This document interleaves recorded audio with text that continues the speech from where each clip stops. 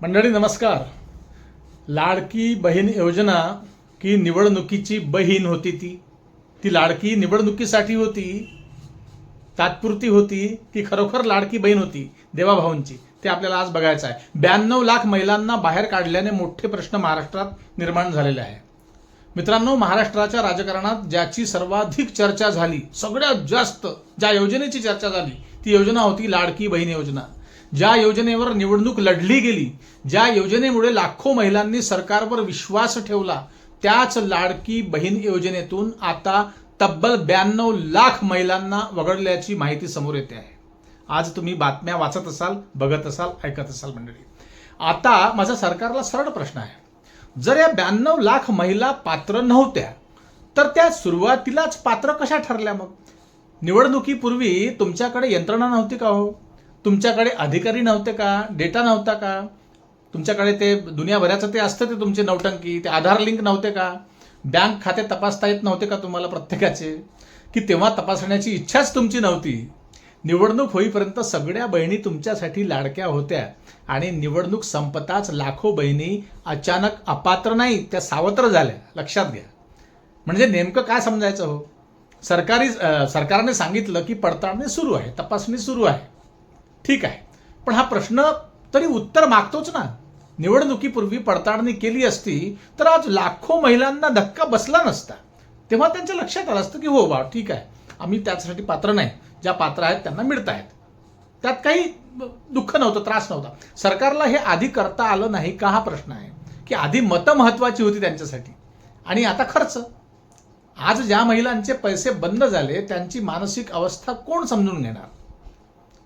घरचा खर्च, मुलांचं शिक्षण, औषध, रोजचा संसार, हे सगळं या पैशांवर अवलंबून असणाऱ्या महिलांचं काय?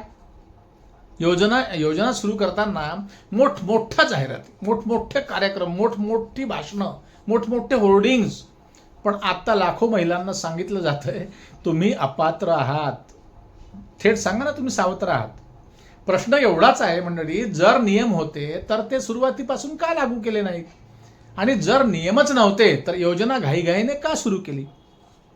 म्हणूनच विरोधक असा आरोप करतायत मंडळी की ही योजना लोककल्याणापेक्षा निवडणुकीत आपला जुगाड करण्यासाठी, राजकीय फायदा मिळवण्यासाठी घाईने राबवली होती. हे तुम्हाला ठाऊक आहे. सरकार हा आरोप फेटाळते, मान्य आहे. पण या घडामोडींमुळे सामान्य नागरिकांच्या मनात हा प्रश्न नक्कीच निर्माण होतो आहे. लक्षात घ्या.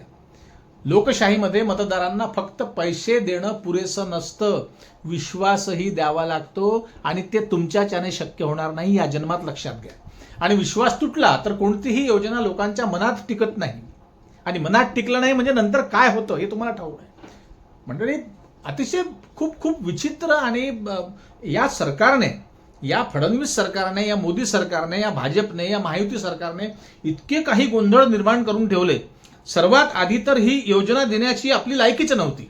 आपल्या तिजोरीत पैसेच नव्हते महाराष्ट्राच्या. तेव्हाच महाराष्ट्राची तिजोरी खाली होती, हे तुम्हाला ठाऊक होतं. अर्थमंत्री यातले 3 ते लाडके भाऊ काय? एक तर गेले वरती देवाघरी, अजितदादा. ते तर स्वतः अर्थमंत्री होते. मग त्यांना ते तिजोरीचं वजन, तिजोरीचं रिकामे पण कळलं नव्हतं का? या तिघांनी मिळून या बहिणींवरती अफाट प्रेम केलं. एकतर पहिला हप्ता जो आला होता या लाडक्या बहिणीचा, मला आठवते दिवाळीच्या पूर्वीच घाईघाईने त्यांनी तो हप्ता दिला. कशासाठी? लोक मूर्ख आहे का हो? लोकांना तुम्ही मूर्खात काढू नका. फडणवीस साहेब, लक्षात घ्या. तुमचे हे सगळे धंदेच म्हणतो मी, हे सगळे लक्षात आले लालोकांच्या.